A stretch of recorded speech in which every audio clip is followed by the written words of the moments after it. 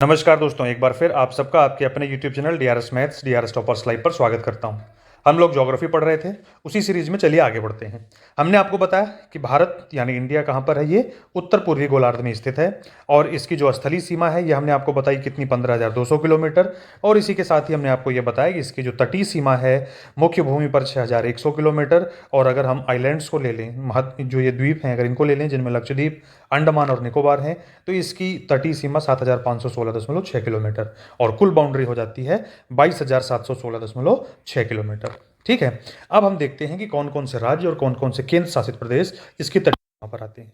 तो चलिए यहां से शुरू करते हैं। मैंने आपको जो बताया ये कौन सा राज्य है, ये है गुजरात। तो सबसे पहले जो भारत के 9 राज्य तटीय सीमा पर आप पढ़ते हैं, कई बार एग्जाम में पूछता है कुल कितने राज्य हैं, तो इसका सही आंसर होगा 9। कौन कौन से?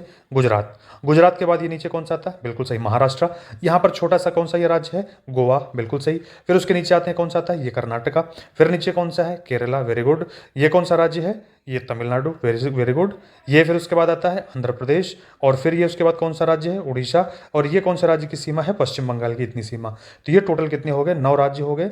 और इसी के साथ साथ जो केंद्र शासित प्रदेश हैं उसमें कौन कौन से हैं आपके? तो एक तो ये हो गया अंडमान एंड निकोबार द्वीप समूह हो गया, लक्षद्वीप हो गया। और उसके बाद साथ ही साथ और आपका कौन सा आता है? बिल्कुल सही, ये आपका दादर नगर एंड हवेली, जो दोनों मिलकर के एक हो गया, वो हो गया आपका। और उसके बाद पड़ता है आपका पौंडीचेरी। पुडुचेरी में यनम यहाँ हो गया, पौंडीचेरी यहाँ हो गया, माहे यहाँ हो गया और कराईकल यहाँ हो गया। ठीक है, तो ये चारों मिलाकर के ये हो गए। तो टोटल 4 केंद्र शासित प्रदेश और 9 राज्य कहाँ पर आते हैं? भारत की तटीय सीमा बनाते हैं। बाकी के राज्य आपके कौन से बनाते हैं? स्थलीय सीमा। अगर उसकी भी स्थलीय सीमा के लिए भी अगर कोई बात कर ले तो देखो यहीं से फिर ये गुजरात, फिर ये कौन सा राज्य हो जाएगा? राजस्थान, बिल्कुल सही। फिर पंजाब, फिर यहाँ पर आएगा क्या? जम्मू एंड कश्मीर। फिर इधर से हो जाएगा लद्दाख, इधर आओगे हिमाचल, इधर आओगे उत्तराखंड। ठीक है, उत्तराखंड के बाद में फिर उसके बाद जब आप आगे बढ़ोगे तो ये कौन सा राज्य आता है आपका? यूपी। यूपी के बाद फिर आगे बढ़ते हैं बिहार, फिर ये थोड़ा सा पश्चिम बंगाल, बाद ये आपका ये कौन सा है? सिक्किम। आगे बढ़ते हैं तो ये असम, फिर अरुणाचल प्रदेश, फिर नागालैंड, मणिपुर, मिजोरम, त्रिपुरा और फिर इधर ये मेघालय। तो ये आपका क्या बनाते हैं? जो ये आपका मुख्य भूमि रेखा बनाते हैं। ठीक है, हो गया इतना। चलिए आगे देखते हैं। अब अगर हम बात करें कि सबसे लंबी तट रेखा के कौन से राज्य के साथ कौन से राज्य की है, तो सबसे लंबी तट रेखा वाला राज्य आपका कौन सा है? गुजरात है। ये गुजरात की तटीय रेखा सबसे लंबी है। उसके बाद दूसरे और तीसरे नंबर पर आपका आता है, दूसरे नंबर पर आंध्र प्रदेश और तीसरे नंबर पर कौन आता है? तमिलनाडु। तो ये 3 शीर्ष राज्य हैं तटीय रेखा की लंबाई के क्रम में। और सबसे छोटी जो तट रेखा वाला राज्य है वो कौन सा राज्य है आपका? गोवा। सबसे छोटा तट रेखा किसकी है?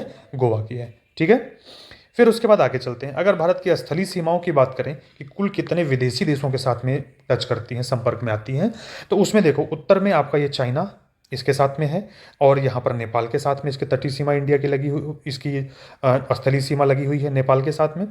पश्चिम की बात करें, उत्तर पश्चिम में, तो आपका ये पाकिस्तान हो गया। ये आपका अफगानिस्तान के साथ में ये थोड़ी सी सीमा लगी हुई है। पूर्व की बात करें तो यहाँ पर ये बांग्लादेश के साथ में भारत की सीमा है। और आगे चलिए तो ये देखिए आपका म्यांमार के साथ में आपकी सीमा लगी हुई है। यहाँ पर आप देखोगे तो ये भूटान के साथ में इसकी सीमा लगी हुई है। कुल कितने पड़ोसी देश हो गए? यहाँ से शुरू करो। पाकिस्तान, अफगानिस्तान, चाइना, नेपाल, 4 हो गए। भूटान 5, बांग्लादेश 6 और म्यांमार 7। तो कुल 7 देशों के साथ भारत अपनी स्थलीय सीमा संपर्क करता है, शेयर करता है, बांटता है। इसमें से पाकिस्तान और बांग्लादेश को अगर छोड़ दें तो बाकियों के साथ में लगभग जो इंडिया की जो बाउंड्री है, जो सीमा रेखा है, वो प्राकृतिक है लगभग। पाकिस्तान और बांग्लादेश की जो सीमा रेखा ये कैसी है? मैन मेड है। ठीक है, चलिए 31 अक्टूबर 2019 को जम्मू कश्मीर राज्य से अलग होकर के जब लद्दाख, जम्मू कश्मीर दोनों को अलग अलग जब केंद्र शासित प्रदेश बना दिया गया, जिनकी सीमाएं किसके साथ शेयर होती हैं? अब यहाँ से देखिए तो लद्दाख जो सीमा है वो अफगानिस्तान, पाकिस्तान और चाइना तीनों के साथ इसकी सीमा लगी हुई है।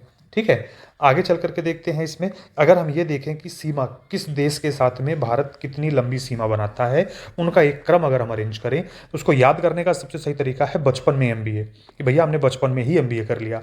अब बचपन का क्या मतलब है? बी से होता है बांग्लादेश, सी एच से होता है चाइना, पी ए से होता है पाकिस्तान, एन से होता है नेपाल, में छोड़ दो। एमबीए में एम से आपका होता है म्यांमार, फिर होता है भूटान और फिर होता है अफगानिस्तान। इसी क्रम में भारत अपनी सीमा शेयर करता है, स्थलीय सीमा। ठीक है, लैंड बाउंड्री जिसको बोलते हैं। सबसे लंबी सीमा 55 यानी बी फॉर बांग्लादेश के साथ शेयर करता है। बांग्लादेश के साथ अगर इसकी सीमा की बात करो, कितनी लंबी सीमा है इसकी, बाउंड्री है, तो वह 4096.7 किलोमीटर। फिर उसके बाद ये चाइना से शेयर करता है, तो चाइना के साथ जो इसकी बाउंड्री है ये इतनी बाउंड्री यहाँ, ये और यहाँ पर, ये टोटल 3488 किलोमीटर के लगभग है। पाकिस्तान के साथ इसकी बाउंड्री ये वाली हो गई, तो पाकिस्तान के साथ बाउंड्री है 3323 किलोमीटर। फिर नेपाल के साथ में आता है, नेपाल के साथ बाउंड्री है 1751 किलोमीटर। म्यांमार के साथ में इसकी बाउंड्री यहाँ पर है, तो म्यांमार के साथ में इसकी है 1643। फिर आता है भूटान, भूटान के साथ में है 699, और सबसे आखिरी में आता है अफगानिस्तान, अफगानिस्तान के साथ में 106 किलोमीटर लंबी बाउंड्री इसकी है। तो ये इधर हिंदी में भी लिख रखा है और इधर आपको इंग्लिश में भी लिख रखा है। तो याद करने का तरीका 55 में MB है, ठीक है। अब यहाँ पर ये हमने मेंशन कर रखा है अलग अलग कलर में, आप इसको देख सकते हो। ये चाइना चाइना के साथ शेयर बाउंड्री है, ये नेपाल के साथ, ये भूटान के साथ में, ये बांग्लादेश, ये म्यांमार, ये आपका पाकिस्तान, ठीक है। ये हो गया टोटल यहाँ पे। आगे चलिए, अब अगर हम देखते हैं कि भारत और पड़ोसी देशों के साथ इसकी जो सीमा रेखाएं हैं उनकी नाम क्या क्या हैं, ठीक है। तो डूरंड रेखा, डूरंड रेखा वर्तमान में जो पाकिस्तान अधिकृत कश्मीर है और अफगानिस्तान के बीच में है, दरअसल ये वाला पोर्शन है, ठीक है। तो ये पाकिस्तान ने यहाँ पर कश्मीर पे कब्जा कर रखा है, तो इसके साथ में अफगानिस्तान की जो बाउंड्री लाइन है, ये अफगानिस्तान की बाउंड्री लाइन जो यहाँ से आकर के यहाँ तक जा रही है, तो ये इसी को कहते हैं डूरंड रेखा। डूरंड ने इसे ड्रॉ किया था, इसीलिए इसका नाम उन्हीं के नाम पर रख दिया गया, डूरंड रेखा, ठीक। तो ये भारत और अफगानिस्तान के बीच की सीमा रेखा है। अब डूरंड रेखा को अगर आप देखोगे तो ये है जो 106 किलोमीटर है, यही है डूरंड रेखा। आगे चलते हैं। Red Cliff line, red Cliff इतना पागल आदमी था, इसने जो है कि इसको ये दिया गया इंडिया पाकिस्तान का बंटवारा करने के लिए, तो उसने ये पाकिस्तान और बांग्लादेश वाला, ये वेस्ट पाकिस्तान और ईस्ट पाकिस्तान हुआ करता था, पश्चिमी पाकिस्तान और पूर्वी पाकिस्तान, उसने बस मैप रखा और मैप को 2 पार्ट में डिवाइड कर दिया, और इसको भी इधर उसने कहा भाई ये हो गया ईस्ट पाकिस्तान, ये वेस्ट पाकिस्तान। उसको ना तो इंडिया की जानकारी थी, ना ही उसने कुछ किया। उस कंडीशन में क्या प्रॉब्लम हुई, उसमें दिक्कत ये आ गई कि बहुत सारे जगह पर, स्पेशली बांग्लादेश वाले रीजन में ऐसा हुआ कि कुछ लोगों के घर पश्चिम बंगाल में और पूरी ज़मीन जायदाद सब कुछ कहाँ पर पड़ गया, बांग्लादेश में। कुछ लोगों के घर बांग्लादेश में या यहाँ पे, और उनकी सारी प्रॉपर्टी सब कहाँ पर आ गई, वेस्ट बंगाल में। इसको लेकर के बहुत दिन तक प्रॉब्लम होती रही, बहुत दिन तक प्रॉब्लम चलती रही है, और दोनों देशों की सरकारों के बीच में ऐसा कोई समझौता नहीं हो पाया। फिर लगभग 41 साल पुराने विवाद का निपटारा करने के लिए, जब बांग्लादेश यहाँ से, जब बांग्लादेश तो बाद में बना, पहले तो पश्चिमी पाकिस्तान और पूर्वी पाकिस्तान बना था, फिर बाद में इंदिरा गांधी के इंटरफेरेंस से फिर क्या हुआ था, बांग्लादेश अलग देश बन गया, पाकिस्तान से अलग हो गया ये। तो जब ये बांग्लादेश बना, तो बांग्लादेश बनने के 41 साल के बाद 7 मई 2015 को, जब नरेंद्र मोदी जी के कार्यकाल में 119 संविधान संशोधन विधेयक को स्वीकृति मिली, और उसमें फिर इस जो ये प्रॉब्लम थी इसका निपटारा किया गया कि भाई ऐसा हो कि क्या करें कि जिनके घर बांग्लादेश में हैं, प्रॉपर्टी कहाँ पर है, यहाँ पर पश्चिम बंगाल में, और कुछ लोग ऐसे हैं कि जिनके घर पश्चिम बंगाल में है, प्रॉपर्टी कहाँ पर है, बांग्लादेश में। तो ये लोग आपस में अपनी प्रॉपर्टीज़ को एक्सचेंज कर लें। बांग्लादेश में जिनका घर है वो पश्चिम बंगाल वालों की प्रॉपर्टी को बांग्लादेश में ले लें, और जिनका घर पश्चिम बंगाल में है वो बांग्लादेश वालों की प्रॉपर्टी को पश्चिम बंगाल में ले लें। इस तरीके से इनकी पूरी प्रॉपर्टी जो पश्चिम बंगाल में है, उनकी पूरी प्रॉपर्टी बांग्लादेश से पश्चिम बंगाल में शिफ्ट हो जाएगी, और बांग्लादेश वालों की पश्चिम बंगाल से बांग्लादेश में शिफ्ट हो गई। उसमें बहुत सारे एरियाज थे जो इधर से उधर शिफ्टिंग हुई, और ये सारे फसाद की जड़ को खत्म किया इन्होंने 119वें संविधान संशोधन विधेयक के द्वारा 7 मई 2015 को, ठीक। तो रेड क्लिफ ने क्या किया था, 15 अगस्त 1947 को भारत पाकिस्तान के बीच इसका बंटवारा किया था। उसी के नाम पर इसकी सीमा रेखा का नाम रख दिया गया था क्या, रेड क्लिफ लाइन। और नहीं है कि 15 अगस्त को ही ये रेखा निर्धारित कर दी गई थी, ठीक है। इस रेखा का निर्धारण जब रेड क्लिफ ने किया था, तो ये रेखा आपकी 17 अगस्त 1947 को ये उसने बाउंड्री का निर्धारण किया था, और इसके निर्धारण के लिए एक बॉर्डर कमीशन का गठन किया गया था, जिसने 4.5 लाख वर्ग किलोमीटर सीमा का निर्धारण उसने किया हुआ था, ठीक है। तो आप जो ये सोच रहे हो, तो रेड क्लिफ केवल ये नहीं था, इस लाइन को भी और ये बांग्लादेश की जो बाउंड्री है इसको भी रेड क्लिफ ही और इसको भी रेड क्लिफ लाइन ही कहते थे, ठीक है। लेकिन यहाँ पर आप देख रहे हो जो भारत का जो ये त्रिपुरा राज्य है, तो त्रिपुरा राज्य के साथ में बांग्लादेश की जो सीमा जो ये शेयर करता है, सिर्फ त्रिपुरा ही एकमात्र ऐसा राज्य है जो 3 तरफ से बांग्लादेश से घिरा हुआ है। कितनी तरफ से, 3 तरफ से ये बांग्लादेश से घिरा हुआ है। अगर मैं इसको आपको दिखाऊं, तो ये आप देख रहे हो, ये है त्रिपुरा, ये बांग्लादेश से, इधर से ये पूरी तरफ से ये बांग्लादेश से क्या हुआ है, घिरा हुआ है। और त्रिपुरा लगभग बांग्लादेश के साथ में 856 किलोमीटर की लंबी सीमा रेखा को शेयर करता है, साझा करता है। त्रिपुरा की जो राजधानी है, हमने आपको क्या बताया, बिल्कुल सही, अगरतला, वो एकमात्र प्रांतीय राजधानी है जो इंटरनेशनल बॉर्डर से मात्र 50 किलोमीटर की दूरी पर है। अगरतला राष्ट्रीय राजमार्ग जो है, जो NH-44 है, वो देश के अन्य नगरों से जुड़ा हुआ है। त्रिपुरा और बांग्लादेश की सीमा को ही जीरो लाइन जो फॉरेस्ट एरिया भी हम कहते हैं कि जंगली क्षेत्रों में भारत और बांग्लादेश की जो सीमा रेखा है उसको ज़ीरो लाइन या शून्य रेखा के नाम से जानते हैं। तो यही इसी लाइन को हम क्या कहते हैं, शून्य रेखा या जीरो लाइन कहते हैं। अगर कभी आपसे पूछ ले कि शून्य रेखा या जीरो लाइन क्या है, तो बांग्लादेश और त्रिपुरा के बीच की जो सीमा रेखा है उसको हम क्या कहते हैं, जीरो लाइन कहते हैं, या भारत और बांग्लादेश के बीच की सीमा रेखा को हम क्या कहते हैं, जीरो लाइन कहते हैं। फिर बात आती है भाई एलओसी किसको कहते हैं, लाइन ऑफ कंट्रोल किसे कहते हैं।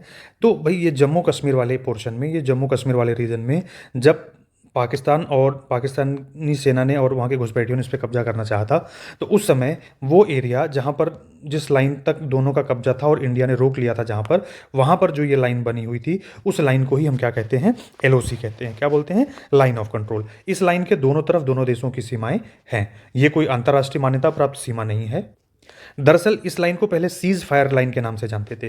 क्या कहते थे, सीज फायर लाइन के नाम से जानते थे इसको, क्योंकि आप लोग अक्सर देखते हैं समाचार में, न्यूज़पेपर में ये रहता है कि अक्सर ये आता है कि भाई पाकिस्तान ने सीज फायर का उल्लंघन किया। सीज फायर का उल्लंघन मतलब ये जो लाइन थी जहाँ पर ये दोनों सीज हो गए थे, रुक गए थे, अब इसकी यहीं पर अब इसके आगे किसी का कब्जा नहीं होगा, और वहाँ पे जो हो गया तो ये वाला पोर्शन जो हो गया ये पाकिस्तान ऑक्यूपाइड कश्मीर हो गया, और इधर वाला जो है ये तो इंडिया का पार्ट था ही है।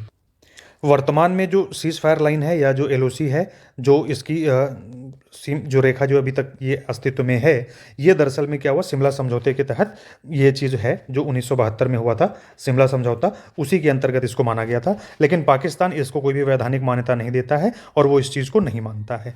ठीक है, तो फिलहाल जो जम्मू कश्मीर में ये सीज फायर लाइन का था, अभी तो फिलहाल ये JNK और बांग्लादेश, ये लद्दाख अलग कर दिया गया है। तो इस वजह से अभी क्या हो गया कि ये दोनों केंद्र शासित प्रदेशों में ये सीज फायर लाइन पड़ती है। तो ये आपका हो गया कौन सा, रेड क्लिफ लाइन और एलओसी, ये दोनों का कॉन्सेप्ट क्लियर हो गया। अब आगे चलते हैं। अब इसी के साथ आगे आती है मैकमोहन रेखा। तो चीन और अरुणाचल प्रदेश के बीच में, अब आप ये देख रहे हो ना, ये हमारा अरुणाचल प्रदेश है ये वाला, और इसके साथ में जो ये रेड कलर में हमने दिखाया हुआ है ये है आपका मैकमोहन रेखा। ठीक, तो मैकमोहन ने क्या काम करा था, सबसे पहले जो इंटरनेशनल बाउंड्री इंडिया की निर्धारित की गई थी वो 1914 में हेनरी मैकमोहन ने शिमला समझौते के दौरान क्या किया था कि इंडिया और चाइना के बीच में जो बाउंड्री लाइन बनाई थी ये हो गई आपकी मैकमोहन रेखा। उन्होंने ये और ये जो हो गई, ठीक है, तो इस लाइन को मैकमोहन रेखा कहते हैं। लेकिन अब इसका ये मतलब नहीं है कि इंडिया और चाइना के बीच में जो बाउंड्री लाइन है यहाँ से लेकर पूर्व से पश्चिम तक सभी को मैकमोहन कहते हैं, नहीं, बिल्कुल गलत बात। ये पोर्शन आपको ये दिख रहा होगा, ये वाला पोर्शन है अक्साई चीन, जो कि हमारा कश्मीर का पार्ट, अभी प्रेजेंट में लद्दाख का पार्ट है, चाइना यहाँ तक घुस आया है। तो ये जो बाउंड्री लाइन आपको ये दिख रही है इसको हम कहते हैं LAC, line of actual control. LOC ये जो आपको ब्लू कलर में दिख रही है, यानी पाकिस्तान ने कश्मीर पे जहाँ तक कब्जा किया और भारत की सेना जहाँ तक है उनके बीच में जो सीज फायर लाइन हुआ करती थी इसको कहते हैं LOC। चाइना ने कब्जा किया और इंडिया और चाइना के बीच में यहाँ पर जो ये बाउंड्री लाइन है इसको कहते हैं LAC, यानी कि लाइन ऑफ एक्चुअल कंट्रोल, यानी कि वास्तविक नियंत्रण रेखा। ठीक है, तो ये हो गई LAC, ये हो गई LOC, और ये जो आपका इधर था इसको कहते थे रेड क्लिफ, ये इधर आपको जीरो लाइन पता चल गई, और ये लाइन जो यहाँ पर इधर में है अरुणाचल प्रदेश के साथ में चाइना का, इसको हम क्या कहते हैं, मैकमोहन रेखा। ये रेखा 1914 की बात हो रही, तो 1914 में तो भारत आजाद था नहीं, उस समय ब्रिटिश और चाइनीज गवर्नमेंट के बीच में ये हुआ, और उस टाइम पे इसको एक्सेप्ट कर लिया गया। तिब्बत के लोगों ने भी न चाहते हुए भी इसको एक्सेप्ट करना पड़ा, तिब्बत के लोगों को, और इंडिया को भी ये न चाहते हुए एक्सेप्ट करना पड़ा। लेकिन चाइना की तरफ से इस पर किसी ने भी सिग्नेचर नहीं किया था, और चाइना आज भी इसको सिर्फ तथाकथित मैकमोहन रेखा कहता है, वो इस कंट्रोल को, इस लाइन को एक्सेप्ट नहीं करता और इसको मानता भी नहीं है। ठीक है, तो अब आपको ये समझ में आ गया कि ये हो गया आपका क्या, मैकमोहन रेखा, और ये आपका हो गया लाइन ऑफ एक्चुअल कंट्रोल। ये हो गया LOC, red Cliff, Durand line हो गई, और उसके बाद आपका हो गया जीरो लाइन। तो ये हो गई इंटरनेशनल बाउंड्रीज। ठीक है, अब आगे देखते हैं। भारतीय प्रायद्वीप का जो दक्षिणी हिस्सा, हमने बताया ना कि ये जो पोर्शन है ये देखिए कैसा, ये त्रिभुजाकार है। तो इधर में आपको क्या मिल रही है, बंगाल की खाड़ी, इधर आपको मिल रहा है अरब सागर, और इधर आपको क्या मिल रहा है, हिंद महासागर। अगर हम बात करें तो गुजरात के दक्षिण में सकरे समुद्र को खंभात की खाड़ी, और गुजरात के पश्चिम में स्थित सकरे समुद्र को कच्छ की खाड़ी। भारत और श्रीलंका के मध्य स्थित सकरे समुद्र को हम क्या कहते हैं, ये मन्नार की खाड़ी भी यहीं पर है। ठीक है, तो ये जो आपका है ये है गल्फ ऑफ खंभात, और ये जो है आपका ये है गल्फ ऑफ कच्छ। ठीक, अब मन्नार की खाड़ी आपकी, ये वाला जो पोर्शन है इसको हम बोलते हैं गल्फ ऑफ मन्नार या मन्नार की खाड़ी, और यहीं पर जो है तमिलनाडु और जो श्रीलंका का जो ये आइलैंड है इसका जो नॉर्दर्न प्रोविंस है जाफना। ठीक है, इन दोनों के बीच जो पतला जो सकरा समुद्री भाग होता है उसको कहते हैं स्ट्रेट। अभी हम गल्फ, बे, बाइट, स्ट्रेट, चैनल, ये सब आपको हम बताएंगे। वर्ल्ड ज्योग्राफी में आप देखिएगा एक टर्मिनोलॉजी के ऊपर ने बना रखा है, उसमें आप इसको देख लीजिएगा। ठीक है, तो ये जो है जो स्ट्रेट है इसको हम कहते हैं पाक स्ट्रेट। पाक स्ट्रेट क्या है, ये रॉबर्ट पाक के नाम गई थी, जो उसमें मद्रास के गवर्नर हुआ करते थे, उन्हीं के नाम पे इसका नाम रख दिया। गया था पाक स्ट्रेट। ठीक है, PALK उसकी स्पेलिंग है, इसका पाकिस्तान से कोई लेना देना नहीं है, तो इसमें कन्फ्यूज नहीं होइएगा। क्लियर? ये रहा, ये है आपका गल्फ ऑफ खंभात, ये है आपका गल्फ ऑफ कच्छ, यानी ये कच्छ की खाड़ी, ये खंभात की खाड़ी, और यहाँ पर नीचे था आपका गल्फ ऑफ मन्नार। राइट ना भाई? देखो, दो द्वीपों के बीच स्थित जो सकरा समुद्र होता है उसको हम कहते हैं चैनल। तो भारत के आसपास जो चैनलों के नाम है वो अक्षांश रेखाओं के नाम पर रख दिए गए हैं। जैसे ये हो गया मालदीव, ये हो गया मिनिकॉय। तो ये दो लैंड एरियाज हो गए। तो दो लैंड एरियाज के बीच में जो ये वाला पोर्शन है, इसको क्या कह दिया गया? ये कौन सा चैनल है? तो ये है 8 डिग्री चैनल। 8 डिग्री चैनल क्यों कहा गया? क्योंकि ये भूमध्य रेखा से 8 डिग्री लैटिट्यूड पर पड़ता है, इसलिए इसका नाम पड़ गया 8 डिग्री चैनल। तो आपसे एग्जाम में क्वेश्चन पूछता है कि मालदीव और मिनिकॉय के बीच में कौन सा चैनल आता है, तो आंसर है 8 डिग्री चैनल। 8 डिग्री चैनल कहाँ पड़ता है? तो मालदीव के नॉर्थ में, मिनिकॉय के साउथ में, इन दोनों के बीच में पड़ता है। ठीक है, बात अगर हम करें तो मिनिकॉय और उत्तर, ये देखो ये कंप्लीट है तो लक्षद्वीप ही, तो मोस्ट ऑफ पोर्शन ये हो गया लक्षद्वीप का, और ये मिनिकॉय। तो मिनिकॉय और लक्षद्वीप के बीच में जो चैनल आपका ये है, तो ये फिर से वही हो गया, ये लैंड एरिया और ये लैंड दो के बीच में पतला सकरा समुद्री एरिया, तो ये चैनल हो गया। इसको हम क्या कहते हैं? 9 डिग्री। मिनिकॉय के नीचे 8 डिग्री, नॉर्थ में चले तो क्या आ गया? 9 डिग्री चैनल। ठीक है, अब उसी तरीके से लिटिल अंडमान और कार निकोबार के बीच में आपका आता है 10 डिग्री चैनल। ये देख लो, लिटिल अंडमान और ये कार निकोबार, इनके बीच में कौन सा आ गया? 10 डिग्री चैनल। इसका मतलब ये क्या है? मिनिकॉय के और ऊपर में है। तो भूमध्य रेखा से क्या है? 8 डिग्री पर जो चैनल पड़ता है वो 8 डिग्री चैनल, जो मालदीव और मिनिकॉय को विभाजित करता है। मिनिकॉय और लक्षद्वीप के बीच में जो है वो 9 डिग्री चैनल है। उसी तरीके से car Nicobar and little Andaman के बीच में जो चैनल पड़ता है वो कौन सा है? 10 डिग्री चैनल है। इस वीडियो में इतना ही, फिर मिलते हैं अगले वीडियो में। तब तक आप देखते रहिए वीडियोस बाय DRS मैथ्स। सभी वीडियोस को खुद भी देखिए, दोस्तों को भी शेयर करिए, और सारे इन्फॉर्मेशंस जो आपके एग्जाम में आए हैं, आपसे पूछे जाते हैं, वो हम आपके साथ शेयर करने की पूरी कोशिश कर रहे हैं। ठीक है, तो चलिए फिर मिलते हैं, तब तक के लिए बहुत बहुत धन्यवाद।